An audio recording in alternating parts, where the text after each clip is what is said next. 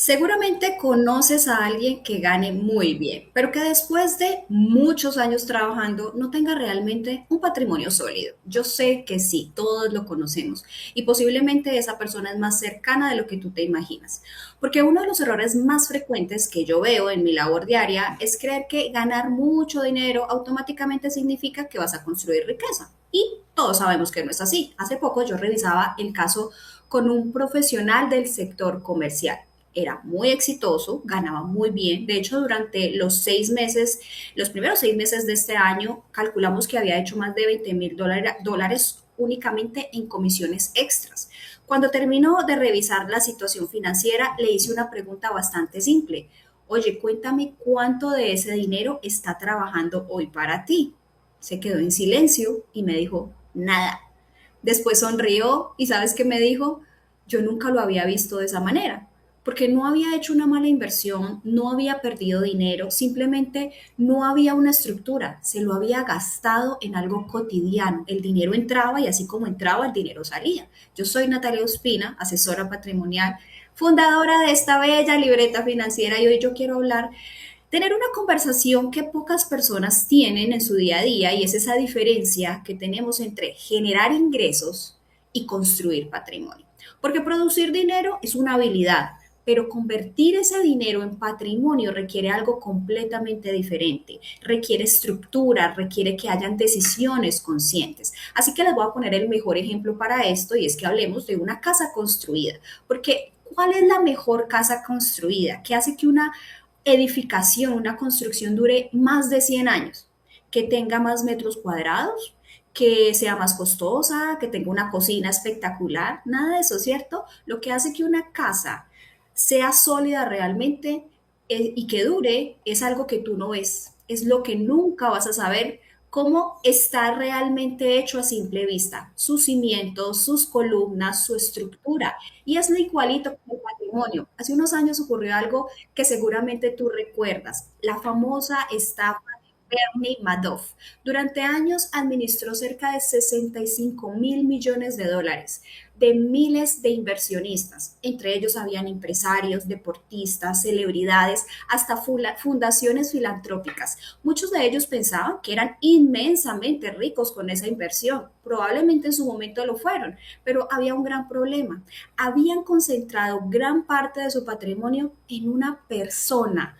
Cuando el esquema colapsó, como ya sabes que pasó, no solo perdieron dinero, perdieron la estructura que sostenía toda su arquitectura patrimonial. ¿Por qué yo te quiero traer esta historia hoy? Porque solemos creer que el patrimonio se destruye cuando una inversión sale mal. Entonces, qué susto. Si va a salir mal, ¿para qué invierto? Y no es así. Muchas veces el patrimonio se destruye porque nunca tuvo una armonía, nunca hubo una arquitectura, nunca hubo buenos cimientos. Construir patrimonio no consiste en acumular activos, comprar un poquito de esto, tener Bitcoin, tener un poco de acciones, tener un poco de renta fija. No, consiste en construir una estructura capaz de sostener. Y esa diferencia cambia absolutamente toda la percepción. Por eso aquí hablamos de patrimonio, no solo de inversiones. Así que hoy quiero que en esa libreta financiera que tienes a mano vas a anotarte estos 5 pilares, porque si tú entiendes estos 5 pilares en la construcción patrimonial, lo entendiste todo. Vamos con el primer pilar,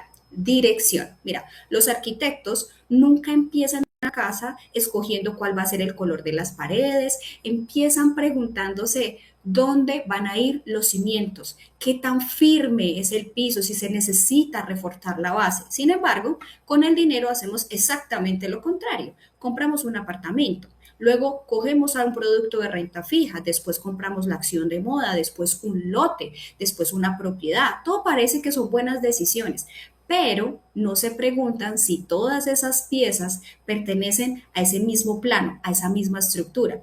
Mantener esa coherencia en las finanzas es lo que yo llamo arquitectura patrimonial. Quiero que te grabes ese concepto el día de hoy porque de eso vamos a seguir hablando. No es una inversión, no es un producto, no es el portafolio que tienes en tu plataforma de inversión, es el plano completo de toda la estructura.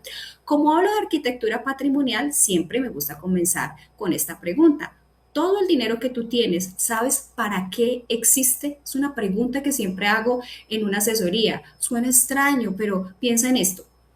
Hay personas que tienen 5 inversiones, 6 inversiones y ningún propósito. ¿Para qué lo tienes? No sé, pues para lo que todo el mundo tiene la inversión, ¿no? Para que crezca el dinero, pero no saben si es para retiro, no saben si es para educación, no saben si es para su próxima casa, no saben si es para la liquidez, cuál es para independencia financiera. Todo está mezclado en lo mismo y eso no es tener estructura. En realidad, eso no te va a llevar a ningún lado porque cuando lo necesites, si no sabes para qué estaba hecho, posiblemente no te va a servir para eso. Hace unos meses yo conocí un empresario que llevaba 20 años invirtiendo.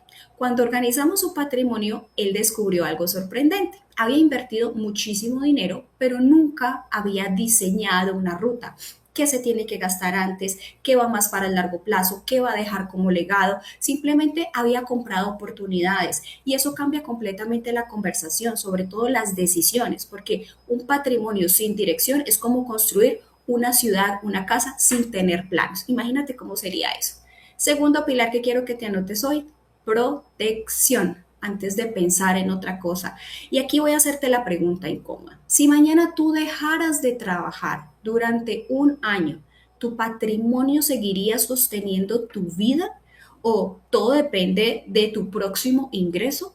Pues depende, después de la pandemia yo creo que esa pregunta muchos empezaron a hacérsela. Nadie pensaba que eso tuviera sentido hasta que llegó ese momento. Muchísimas personas sí tenían excelentes ingresos. Yo lo viví en esa época, asesoraba una red de concesionarios y en ese momento el mejor concesionario era el que generaba más ingresos. Coincidencialmente, llegando la pandemia, el mejor concesionario se volvió el que era capaz de sostener más tiempo a sus empleados, a su estructura, porque no habían ingresos.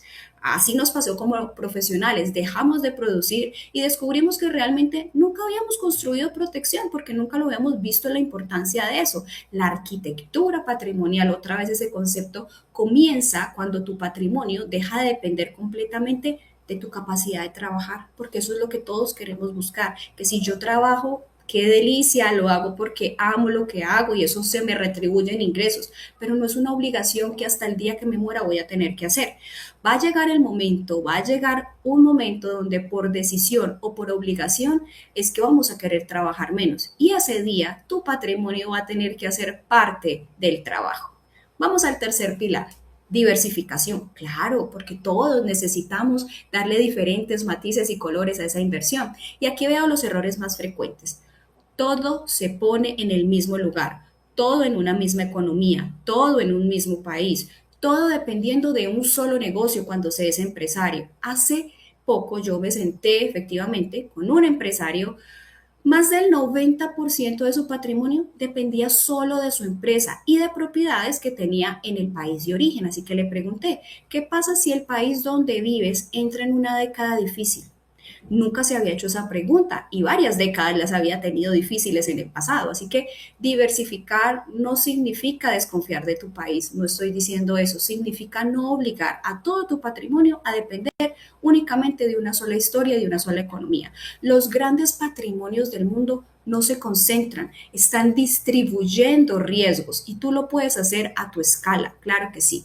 Vamos con el cuarto pilar, eficiencia. Y este pilar sorprende mucho porque muchas personas creen que tener dinero guardado significa que ya tienen patrimonio, pero patrimonio no es dinero quieto, patrimonio es dinero trabajando. Y he visto personas con cientos de millones de dólares en cuentas de ahorro, durmiendo, mientras la inflación hace silenciosamente su trabajo. No todo el dinero, claro está, debe estar invertido. De eso también hemos hablado. La liquidez es importante, pero cuando una parte importante de tu patrimonio lleva años sin cumplir ninguna función, pues ese dinero también tiene un costo y normalmente ese costo es invisible. Y a eso agreguémosle todos los costos de eficiencia, o más bien de ineficiencia que puedes tener alrededor de tu crecimiento patrimonial, altos costos de gestión, altos costos de impuestos, todo eso más la inflación hace parte de esa eficiencia que tú tienes que considerar. Y me voy para el quinto y último pilar, llamémoslo gobierno patrimonial. ¿Y aquí quiero referirme aquí? Este es quizás el más importante, del que menos se habla, porque aquí es donde todas las piezas se unen, se compactan. Y te voy a contar algo que yo veo constantemente.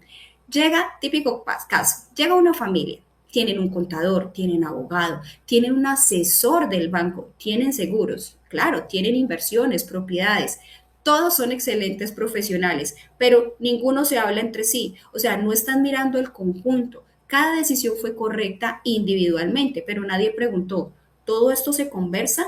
Eso es a lo que llamamos gobierno patrimonial. No se trata de tener más productos, más asesores, se trata de tener una estratega que revise que todo esté en armonía. Es como el maestro de obra de esa construcción, que alguien mire el patrimonio como un arquitecto cuando mira una casa, no habitación por habitación, sino ese plano completo para poder construir patrimonio. No consiste en que tengas 1000 inversiones, consiste en que todas trabajen por ese mismo propósito. Así que hoy te quiero dejar con una idea.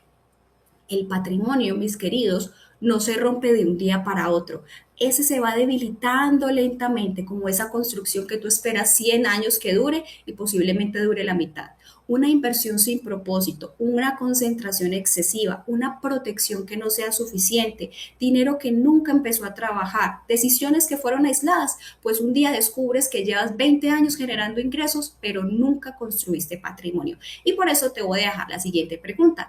Si hoy un arquitecto patrimonial revisara tu estructura, ¿cuál de esos 5 pilares encontrarías más débil? Si no tienes la respuesta, no te preocupes, porque precisamente para eso desarrollé una herramienta que se llama radiografía patrimonial y va a aparecer en pantalla un código QR donde quiero que te dé la oportunidad de usar esta herramienta gratuita, escanéalo, responde a las preguntas y en pocos minutos tú vas a identificar cuál de esos 5 pilares de los que hablamos hoy necesita más atención, porque el objetivo no es tener más inversiones. Si hoy no las tienes, no es empezar a buscar cuántos productos, es construir una arquitectura patrimonial capaz de sostener tu vida, capaz de sostener lo que quieres vivir sin perderte en el proceso. Yo soy Natalia Ospina, nos vemos en la próxima libreta financiera. Hasta pronto.